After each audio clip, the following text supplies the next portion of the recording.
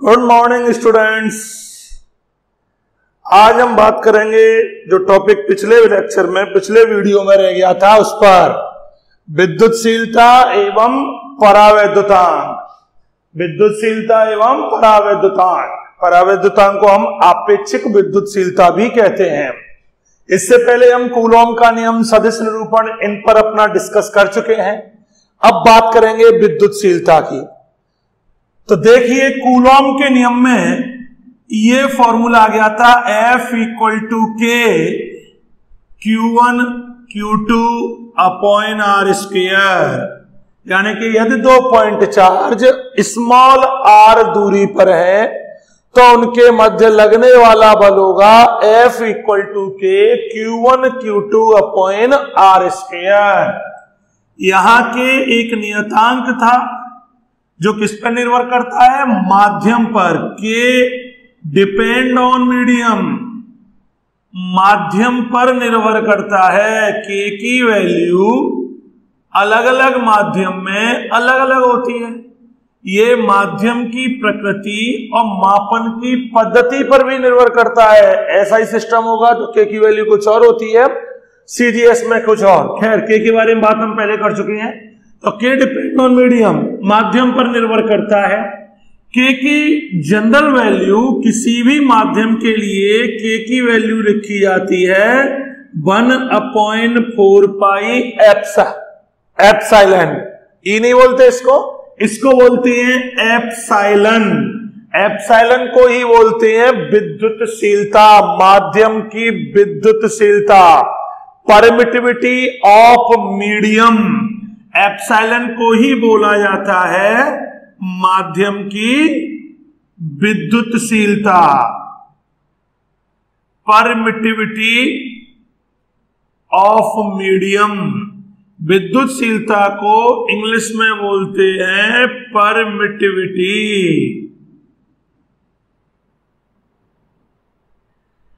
तो ये है कि यानी कि अगर ये वैल्यू यहां पुट कर दें तो फॉर्मूला आपका बन जाएगा 1/4 pi epsilon Q1 Q2 upon R square.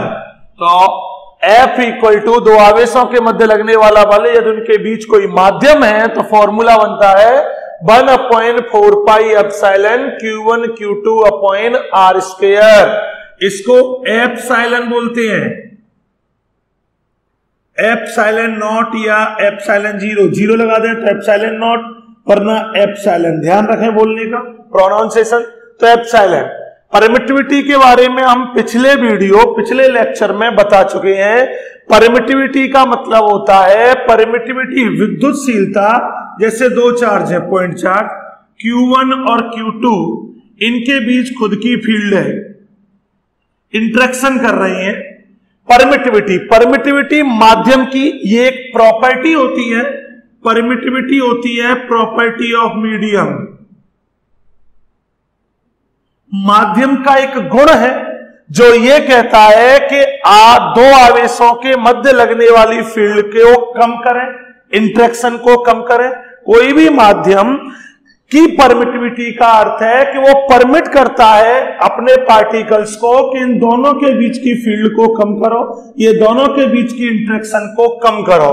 तो परमिटिविटी अगर माध्यम की होगी, माध्यम होगा दो आवेशों के मध्य में, तो परमिटिविटी वो प्रॉपर्टी है जो इनके मध्य लगने वाले बल को डिक्रीज करती है, इन दोनों के मध्य लगने वाली इंटरेक्शन को डिक्रीज करती है।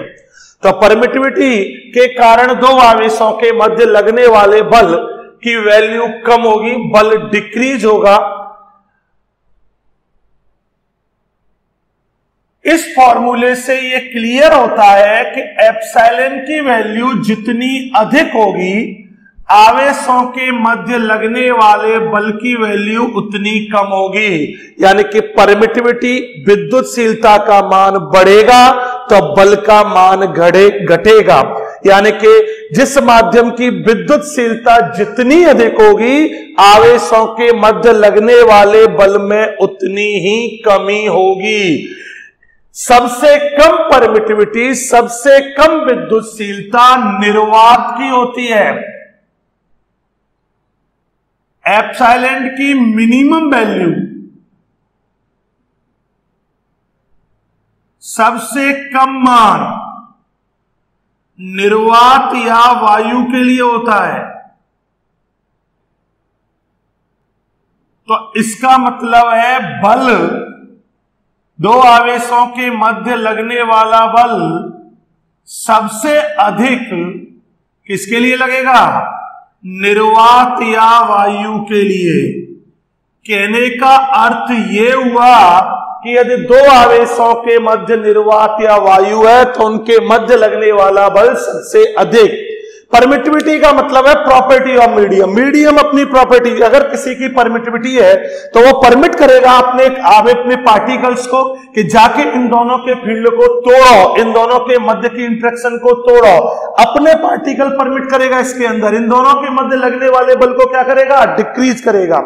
अब निर्वात या वायु पे तो पार्टिकल ही नहीं है, निर्वात या वायु में तो मटेरियल ही नहीं है, तो वो किसको परमिट करेगा जिससे इनके मध्य लगने वाला बल कम हो? तो कहने का मतलब है निर्वात या वायु के लिए लगने वाला जो बल होगा इनकी उपस्थिति में वो सबसे अधिक होगा।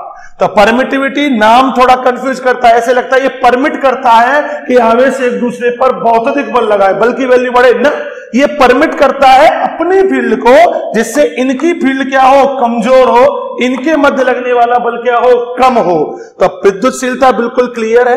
विद्युतशीलता जितनी अधिक होगी आवेशों के मध्य लगने वाला बल उतना ही कम होगा। सबसे अधिक विद्युतशीलता माध्यमों की होती है, कहने का मतलब सबसे कम विद्युतशीलता निर्वात या वायु की होती है। बाकी माध्यमों की विद्युतशीलता इससे अधिक, इससे अधिक, इससे अधिक होती जाती है। तो सबसे अधिक जो बल लगेगा वो निर्वात या वायु की उपस्थिति में लगेगा। ओवरऑल बात करें, इसका मतलब यह निकलता है कि अगर हम माध्यम की विद्युतशीलता को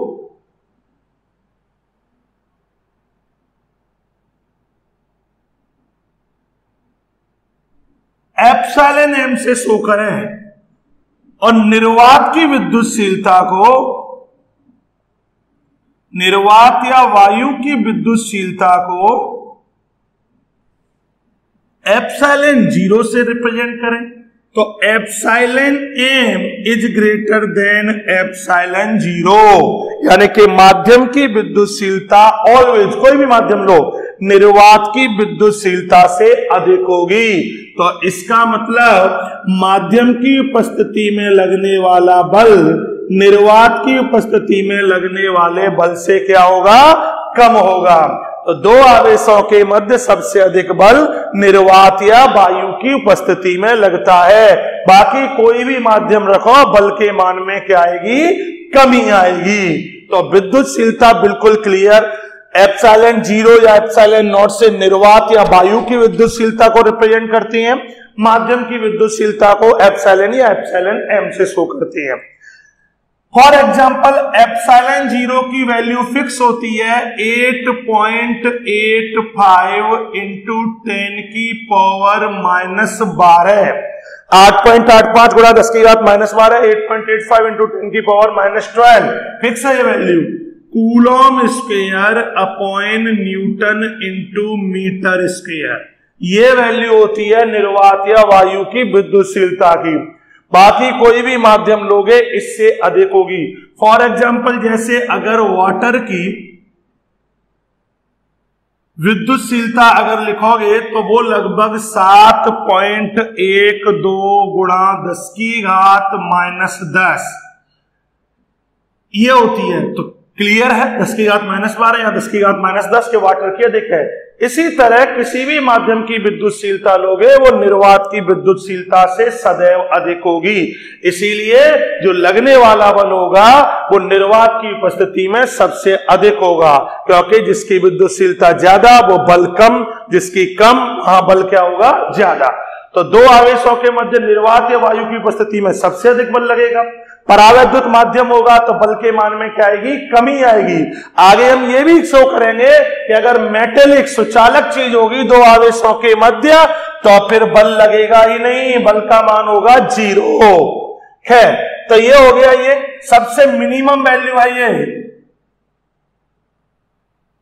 एप्सिलॉन 0 की सबसे कम वैल्यू ये है।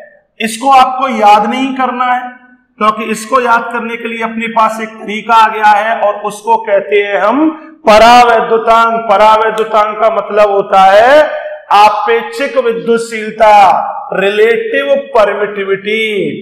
देखते हैं कैसे। तो रिलेटिव परमिटिविटी क्या होती है?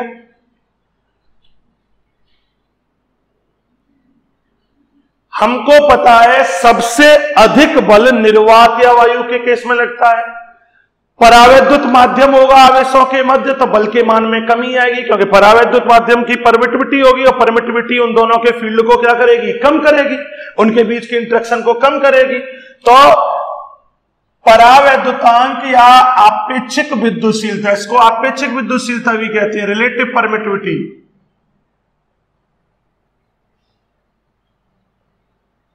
आपेक्षिक विद्युतशीलता एप्सिलॉन आर या के से शो करते हैं। क्योंकि इस चैप्टर में के सिंबल ऑलरेडी ले चुके हैं, तो हम एप्सिलॉन आर से शो करेंगे परावैद्युतांक या आपेक्षिक विद्युतशीलता को। तो यह कहता है कि माध्यम की उपस्थिति में जो बल होता है वो निर्वात की तुलना में जितने गुना कम प्राप्त होगा उसे उस माध्यम का परावैद्युतांक कहते हैं। उसका उल्टा भी बोल सकते हो, या माध्यम की उपस्थिति में बल निर्वात की तुलना में, या निर्वात की उपस्थिति में बल माध्यम की तुलना में जितने गुना अधिक, तो इसको ऐसे बोल सकते हैं।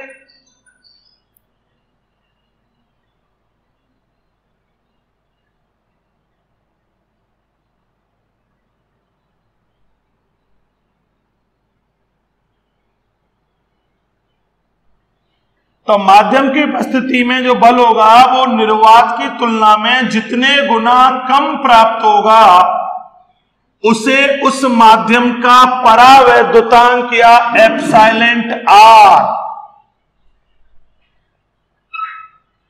तो परावैद्युतांक का मतलब होता है कि माध्यम की उपस्थिति में जो बल निर्वात की तुलना में जितने गुना कम प्राप्त होता है उसे उस माध्यम का कहते हैं परावैद्युतांक। परावैद्युतांक का मतलब एप्सिलॉन आर या के। अब निर्वात या वायु की उपस्थिति में बल को मैं शो करे देता हूं F0 से, माध्यम की उपस्थिति में बल को शो कर दे देता हूं Fm से। तो एप्सिलॉन 0 इक्वल टू F0 बटे Fm। F0 की वैल्यू आपको पता है, आपने निकाली थी 1/4 pi epsilon 0 Q1 Q2 upon R square. माध्यम की उपस्थिति में बल की वैल्यू भी आपको पता है 1/4 pi epsilon Q1 Q2 upon R square. Coulomb के नियम में पढ़ा है हमने, अगर दो आवेशों के मध्य निर्वात या हवा है तो ये बल लगेगा, आवेशों के मध्य कोई माध्यम है परावैद्युत तो ये बल लगेगा। दोनों फॉर्मूले हम ऑलरेडी पढ़ चुके हैं, ये वैल्यू आप यहां पुट कर दीजिए। तो epsilon R equal to F0 की जगह समान दूरी पर है, समान आवेश है,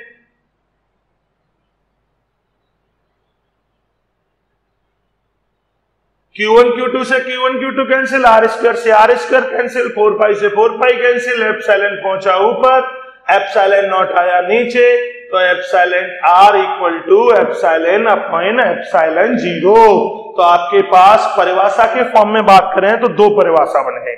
पहली परिभाषा, माध्यम की उपस्थिति में बल निर्वात या वायु की उपस्थिति में बल से जितने गुना कम प्राप्त होता है उसे उस माध्यम का परावैद्युतांक कहते हैं।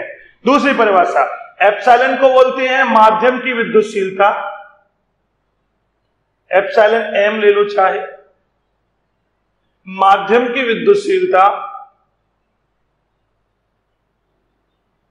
और एप्सिलॉन 0 को बोलते हैं निर्वात या वायु की विद्युतशीलता। तो एक परिभाषा आपके पास ये भी हो जाती है कि माध्यम की विद्युतशीलता तथा निर्वात की विद्युतशीलता के अनुपात को क्या कहती हैं? परावैद्युतांक। परावैद्युतांक या आपेक्षिक विद्युतशीलता। तो फिर कितनी परिभाषा होगी परावैद्युतांक की आपके पास? 2। इस तरीके से बोल सकते हो, इस तरीके से। ये माध्यम की उपस्थिति में आवेशों के मध्य लगने वाला बल निर्वात की तुलना में जितने गुना कम प्राप्त होता है उसे उस माध्यम का परावैद्युतांक कहते हैं। और दूसरी, माध्यम की विद्युतशीलता तथा निर्वात की विद्युतशीलता के अनुपात को क्या कहती हैं? परावैद्युतांक कहते हैं। दोनों को कंबाइन करके लिखोगे तो epsilon R equal to F upon F M equal to epsilon M upon epsilon 0। इस पर आप न्यूमेरिकल भी कर सकते हो। आपको F0 Fm की वैल्यू दे रखे तो एप्सिलॉन आर निकाल लो, एप्सिलॉन 0 एप्सिलॉन आर की वैल्यू दे रखे तो एप्सिलॉन एम निकाल लो। मैंने थोड़ी देर पहले कहा था किसी भी माध्यम की विद्युतशीलता इतनी बड़ी होती है उसे याद क्यों करें, क्यों रटें? उसकी वजह अपने पास शॉर्ट ट्रिक है। इससे अपने पास ये रिलेशन आ जाता है epsilon M equal to epsilon R into epsilon 0। Epsilon 0 निर्वात की, वायु की, स्पेस, वैक्यूम, एयर, इनकी विद्युतशीलता, एप्सिलॉन एम माध्यम की विद्युतशीलता, एप्सिलॉन आर परावैद्युतांक या आपेक्षिक विद्युतशीलता। तो यानी कि क्लियर हो गया, माध्यम की विद्युतशीलता निर्वात की विद्युतशीलता से जितने गुना अधिक होगी, जितने गुना, उसे उस माध्यम का परावैद्युतांक कहते हैं। माध्यम की ये एप्सिलॉन 0 फिक्स है। अब एप्सिलॉन आर की वैल्यू अलग अलग माध्यम के लिए अलग अलग होती है, तो ये बताती है कि किसी माध्यम की विद्युतशीलता निर्वात की विद्युतशीलता से कितने गुना अधिक है। फॉर एग्जाम्पल समझाएं, पानी के लिए एप्सिलॉन आर का मान अप्रोक्सीमेट कोई 81 लिखता है, कोई 80 लिखता है, तो 81 मान लिया। पानी के लिए परावैद्युतांक का मान 81 होता है, तो एप्सिलॉन एम इक्वल टू कितना हो जाएगा? 81 इंटू एप्सिलॉन 0। एप्सिलॉन 0 की वैल्यू आपको पता ही है, 8.85 गुणा 10 की घात -12। तो कहने का मतलब पानी की जो विद्युतशीलता है वो निर्वात की विद्युतशीलता से कितने गुना अधिक होती है? 81 गुना अधिक होती है। ऐसे ही कांच के लिए बात करें, कांच के लिए लगभग 7 होता है, तो epsilon M equal to 7 into epsilon 0। तो आप किसी भी माध्यम की विद्युतशीलता निकाल सकते हो यदि आपको उसकी परावैद्युतांक या आपेक्षिक विद्युतशीलता पता हो। और इससे क्लियर यह भी होता है कि किसी भी माध्यम की विद्युतशीलता निर्वात की विद्युतशीलता से अधिक होती है। इसी कारण से माध्यम की उपस्थिति में बल निर्वात की उपस्थिति में बल से सदैव कम होगा। आवेशों के मध्य सबसे अधिक बल निर्वात या वायु की उपस्थिति में लगेगा। तो मैं मैक्सिमम सबसे अधिक वैल्यू चाहिए तो आवेशों को फ्री स्पेस में छोड़ दीजिए, वैक्यूम में छोड़ दीजिए, बल की वैल्यू सबसे अधिक होगी। क्लियर होगी बात? अब तो थोड़ा रिवाइज करें इसको। तो हम कह रहे थे परमिटिविटी का मतलब होता है परमिट करना, कोई भी अपनी फील्ड को परमिट करती है to decrease the interaction of between two charges. तो परमिटिविटी का मतलब है कोई भी मीडियम की ये प्रॉपर्टी है जिसकी परमिटिविटी होगी वो अपने पार्टिकल परमिट करेगी जिससे दो चार्जों के बीच की इंटरेक्शन क्या हो? कम हो। तो ये है परमिटिविटी। निर्वात या वायु का खुद का मटेरियल नहीं है तो वो कहां से परमिट करेगी? तो इससे ये भी क्लियर हुआ था परमिटिविटी जिसकी ज्यादा होगी आवेशों के मध्य लगने वाले बल में कमी होगी। वैक्यूम की परमिटिविटी सबसे कम होती है, इसीलिए वैक्यूम निर्वात या वायु की उपस्थिति में बल सबसे अधिक लगता है। परावैद्युतांक होता है कि निर्वात या वायु में बल सबसे अधिक, माध्यम में कम। तो माध्यम में कितने गुना कम लगेगा उसको उस माध्यम का परावैद्युतांक कहते हैं। एप्सिलॉन आर से शो कर दिया। एफ नॉट की वैल्यू हमको पता था, एफ एम की वैल्यू हमको पता था, वैल्यू रखी, इससे एक नया फॉर्मूला आया। इसको कहते हैं माध्यम की विद्युतशीलता और निर्वात की विद्युतशीलता के अनुपात को परावैद्युतांक कहते हैं। इसको या ये भी कह सकते हो कि किसी माध्यम की विद्युतशीलता निर्वात की विद्युतशीलता से जितने गुना अधिक होगी उसे उस माध्यम की आपेक्षिक विद्युतशीलता या परावैद्युतांक कहते हैं। ये आपके पास फॉर्मूला है, इससे आपको न्यूमेरिकल सॉल्व कर सकते हैं। न्यूमेरिकल जब करेंगे तो सबकी पर जो वैल्यू है परावैद्युतांक की वो अलग अलग है, हर एक माध्यम के लिए अलग अलग है। न्यूमेरिकल करोगे तो वो वैल्यू आपको क्वेश्चन में गिवन होगी। जनरल कुछ वैल्यू आपको, जैसे अपन वैल्यू की बात करें, निर्वात के लिए एप्सिलॉन आर परावैद्युतांक की वैल्यू फिक्स है, वायु के लिए अप्रोक्सीमेट इतनी ही है 1.00059 होती है, लगभग एक ही मानती हैं। ये तीन वैल्यू आप रख सकते हो, ध्यान रख सकते हो। और एप्सिलॉन धातुओं के लिए, सुचालक माध्यम के लिए एप्सिलॉन आर की वैल्यू इन्फिनिटी होती है। ये कई बार बोर्ड पेपर में पूछ लिया जाता है कि तांबे के लिए परावैद्युतांक की वैल्यू कितनी होगी, किसी चालक माध्यम के लिए कितनी होगी, धातु के लिए कितनी होगी। तो धातु के लिए परावैद्युतांक की वैल्यू कितनी होती है, इन्फिनिटी। इसको रख के सोचो कि अगर दो आवेशों के मध्य कोई हम मेटेलिक प्लेट, कोई चालक प्लेट रख दें तो बल क्या बढ़ेगा, घटेगा, अप्रभावित रहेगा। तो आप इससे आंसर निकाल सकते हो। धातुओं के लिए एप्सिलॉन आर की वैल्यू इन्फिनिटी होती है, यानी कि परावैद्युतांक की वैल्यू इन्फिनिटी है धातुओं के लिए। तो अगर आप दो आवेशों के मध्य धातु रख दोगे, धातु मतलब मेटेलिक प्लेट, तो बल कितना लगेगा?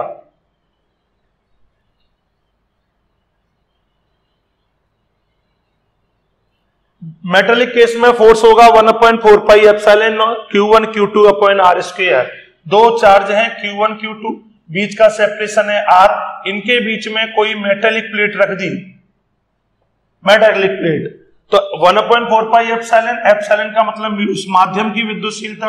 एप्सिलॉन m इक्वल टू होता है एप्सिलॉन r इंटू एप्सिलॉन 0, तो 1/4 pi epsilon r into epsilon 0 Q1 Q2 upon R square.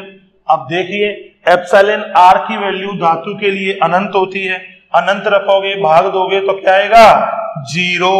F equal to 0, यानी कि दो आवेशों के मध्य अगर कोई मेटेलिक, तांबे, लोहा, पीतल, चांदी, कोई भी मेटेलिक प्लेट आप रख देते हो तो वो आवेश एक दूसरे पर बल आरोपित नहीं करेंगे।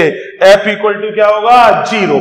इंपोर्टेंट रिजल्ट है, बोर्ड पेपर में पूछा गया है कई बार कि परावैद्युतांक की वैल्यू तांबे के लिए, कोई भी चालक हो उसके लिए कितनी होती है, तो आपका आंसर होगा अनंत। ये पूछा जाता है कंसेप्चुअल क्वेश्चन के, कोई दो बिंदु आवेश है, वैल्यू दे रखी हो, उनके मध्य कोई गोला रख दिया जाए, चालक गोला रख दिया जाए, तांबे का गोला रख दिया जाए, तो उनके मध्य लगने वाले बल पर क्या प्रभाव पड़ेगा? बढ़ेगा, घटेगा, प्रभावित रहेगा। तो उनके मध्य बल लगेगा ही नहीं, वो आवेश एक दूसरे पर बल आरोपित नहीं करेंगे। खैर, अपना टॉपिक विद्युतशीलता या परावैद्युतांक यहाँ फिनिश होता है। सिंपल सा टॉपिक था पर इंपॉर्टेंट है, एक आध नंबर का क्वेश्चन बोर्ड पेपर में पूछा जा सकता है।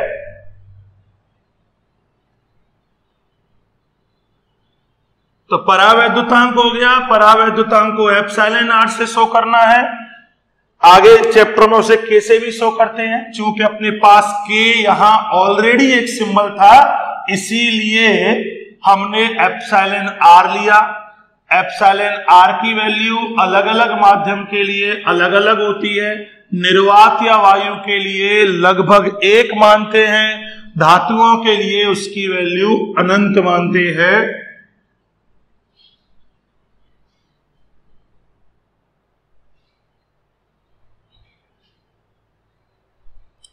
अब देखिए एक एग्जांपल लेते हैं। हमारे पास दो आवेश हैं, एक है Q1, एक है Q2। इनके बीच की दूरी है मान के चलो D, तब इनके बिटवीन फोर्स लग रहा है F। Q1 Q2 बिटवीन दूरी D, फोर्स लग रहा है F। अब थोड़ी सी स्थिति चेंज हुई, Q1 Q2 बीच की दूरी वही D है, पर अब इनको मीडियम में रखा। यहां वैक्यूम या एयर में थे तब फोर्स F था, अब ये किसी मीडियम में रखे तो इनके बिटवीन लगने वाला फोर्स हो गया F/4, यानी कि बल इतना हो गया। इनके ये माध्यम में रखे, ये दोनों आवेश इनके बीच माध्यम रखा तो इनके मध्य लगने वाला बल F/4 हो गया। तो आपको उस माध्यम का परावैद्युतांक एप्सिलॉन आर की वैल्यू आपको फाइंड करनी है। उस माध्यम की रिलेटिव परमिटिविटी, आपेक्षिक विद्युतशीलता निकालनी है कि क्या होगी। वैसे पूरा प्रॉपर कर सकती हैं, F की वैल्यू लिखें, फिर यहाँ माध्यम की उपस्थिति में बल लिखें कि Q1 Q2 अपॉन वगैरह, फिर डिवाइड दें। चूंकि हम पढ़ चुके हैं तो डायरेक्ट आपके पास फॉर्मूला था, एप्सिलॉन आर इक्वल टू था F अपॉन Fn, ये फॉर्मूला था। निर्वात या वायु की उपस्थिति में बल बटे माध्यम की उपस्थिति में बल, तो बड़ा सिंपल, F की वैल्यू निर्वात या वायु की उपस्थिति में F था और माध्यम की उपस्थिति में बल F/4 है, तो एप्सिलॉन आर इक्वल टू आ जाएगा कितना 4, यानी कि उस माध्यम का परावैद्युतांक होगा कितना 4 होगा 4। प्रॉपर वे में भी कर सकते हो आप इसको, एफ की वैल्यू लिखो के Q1 Q2 upon D square, फिर एफ डैश की वैल्यू लिखो के Q1 Q2 upon D square, फिर डिवाइड दीजिए, एफ डैश की जगह f बाई 4 रखिए, 4 ऊपर जाएगा, फिर आएगा एप्सिलॉन आर इक्वल टू 4। तो किसी माध्यम का परावैद्युतांक, इस माध्यम का जिसमें ये रखे गए उसका परावैद्युतांक होगा कितना 4। खैर इस तरीके से आप न्यूमेरिकल कर सकते हो। फॉर्मूला आपके पास अभी बताया था, epsilon R equal to F upon F M या एप्सिलॉन एम अपॉन एप्सिलॉन 0, ये आपके लिए एक इंपोर्टेंट फॉर्मूला है। तो परावैद्युतांक की बात हुई खत्म।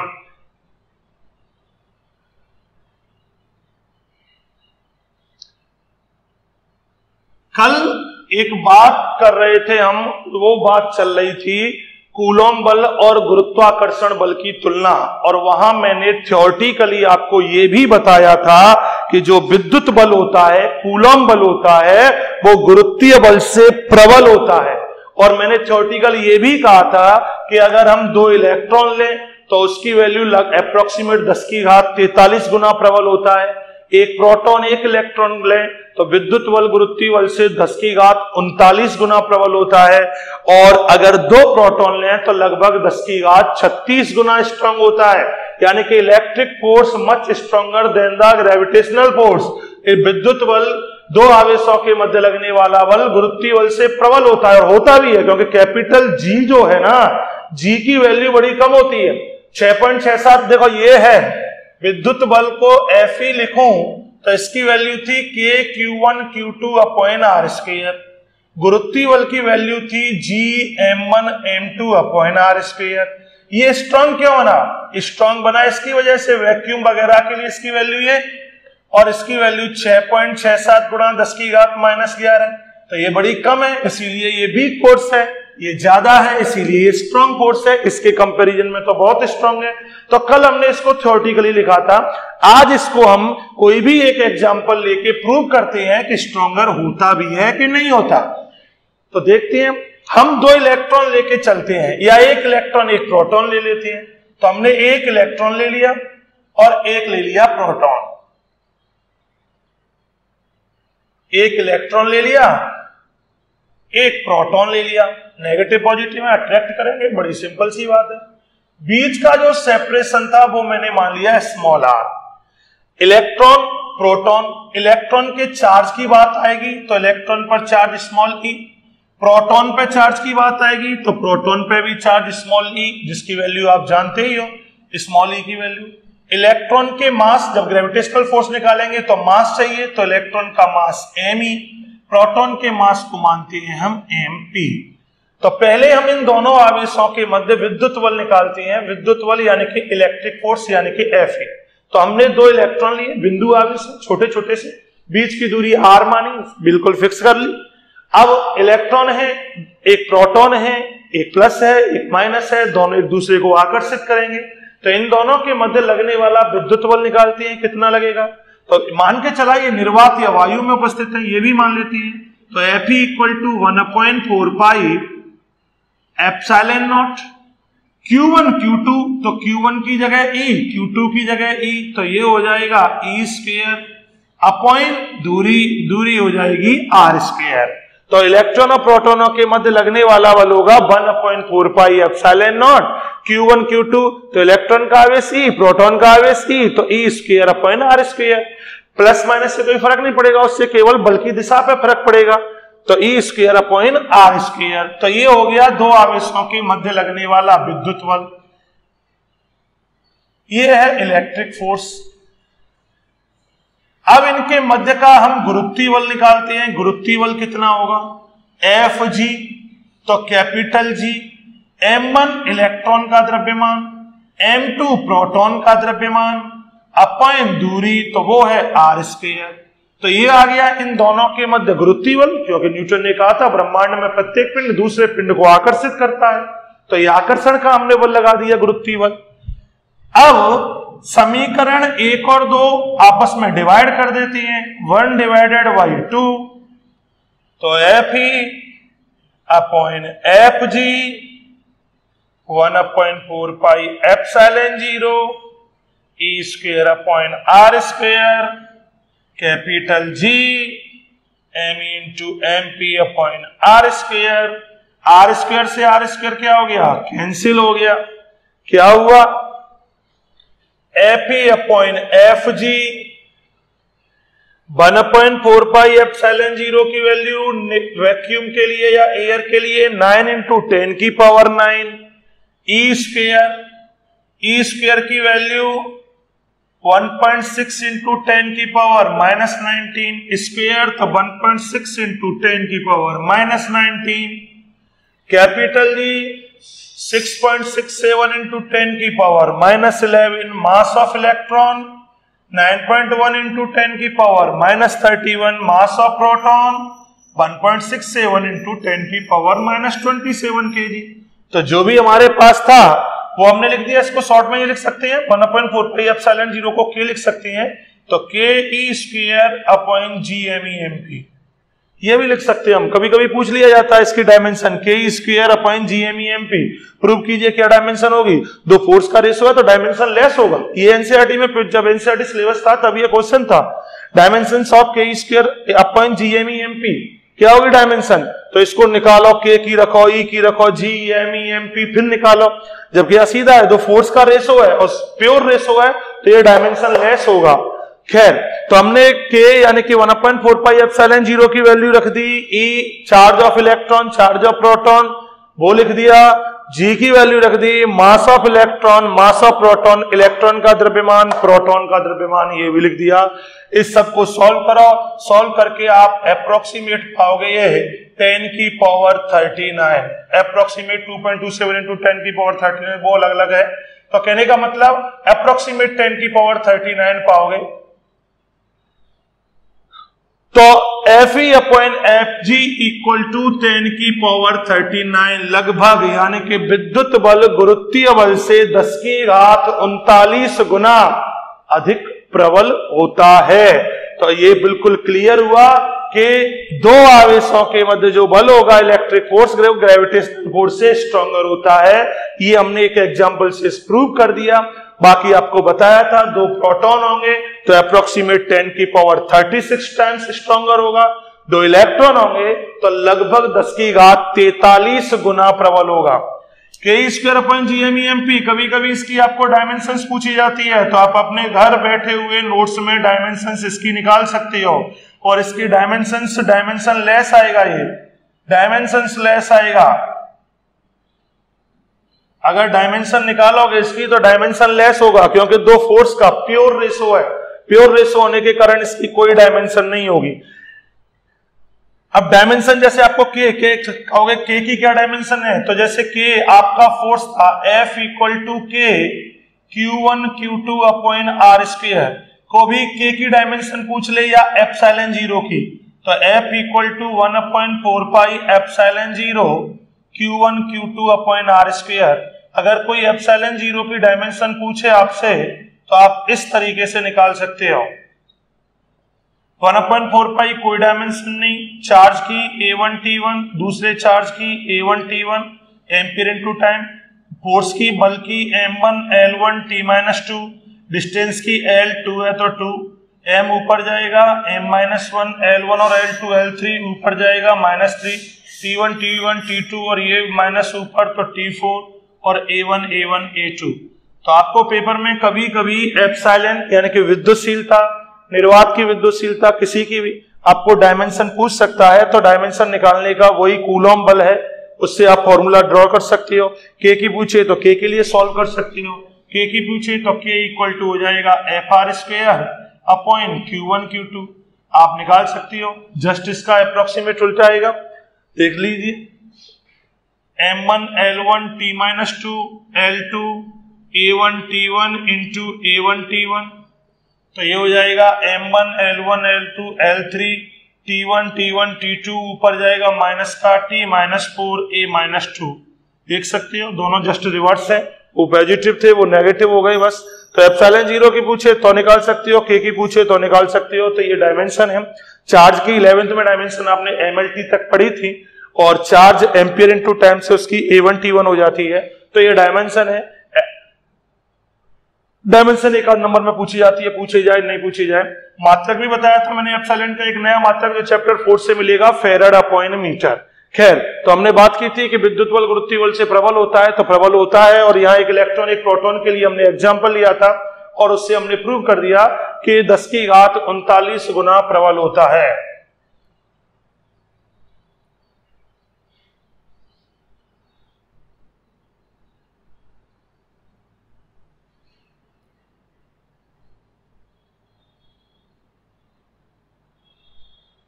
अब बात करेंगे,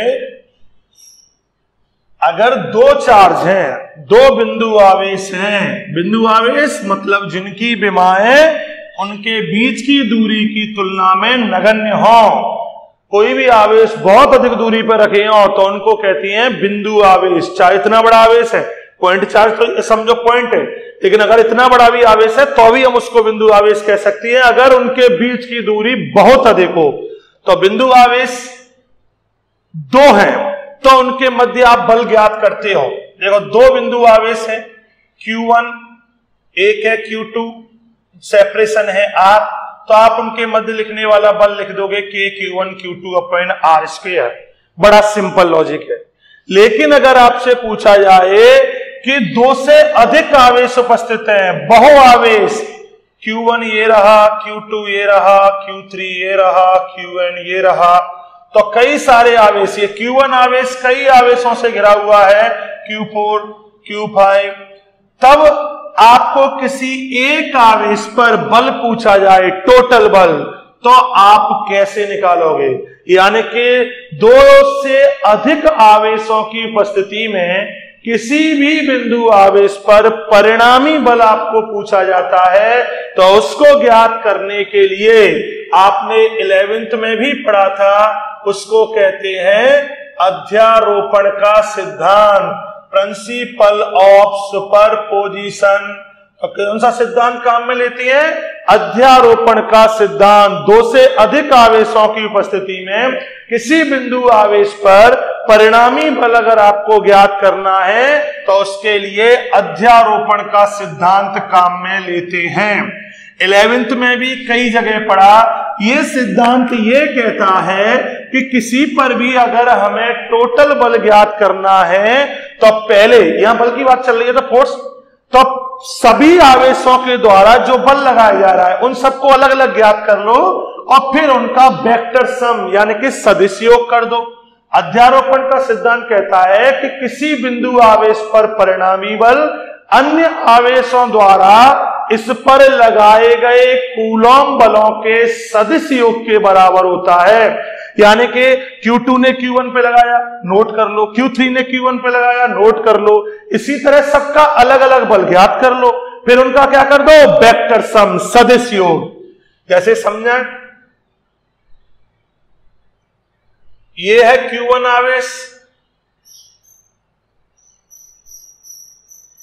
Q2 Q3 Qn, तो Q1 Q2 Q3 Qn हमने चार आवेश आपके सामने रिप्रेजेंट कर दिए। हमें Q1 आवेश पर Q2 आवेश भी बल लगाएगा, Q1 पर Q3 भी बल लगाएगा, Q1 पर Qn भी बल लगाएगा, तो Q1 पर टोटल बल कितना होगा वो अगर आपको ज्ञात करना है तो कौन सा सिद्धांत काम में लोगे? Principle of superposition. ये प्रिंसिपल ऑफ सुपरपोजिशन कहता है कि किसी भी बिंदु आवेश पर परिणामी बल जो आवेश है उनके द्वारा लगाए गए अलग अलग बलों के सदिश योग के बराबर होता है। तो यानी कि किसी बिंदु आवेश पर परिणामी बल अन्य आवेशों द्वारा इस पर लगाए गए कूलॉम बलों के सदिश योग के बराबर होता है, वेक्टर सम के बराबर होता है। दो से अधिक आवेशों की उपस्थिति में किसी बिंदु आवेश पर परिणामी बल ज्ञात करने के लिए किसका सिद्धांत काम में लेते हैं? अध्यारोपण का सिद्धांत। यह कहता है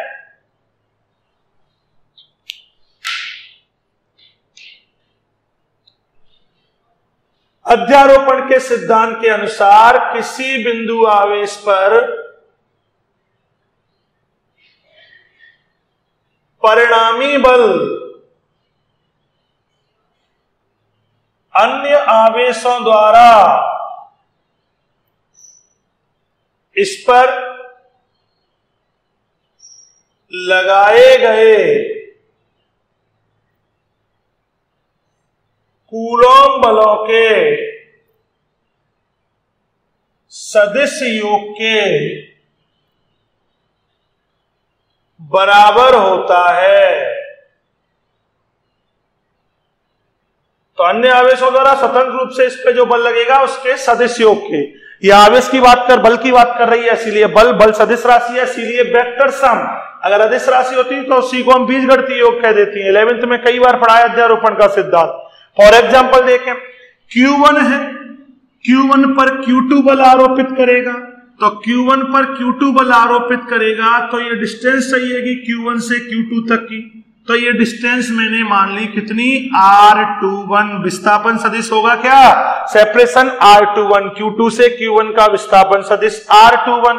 तो Q2 Q1 पर बल आरोपित करेगा, उसको मैंने नाम दे दिया force on one due to two, पहले आवेश पर दूसरे आवेश द्वारा लगाया गया बल।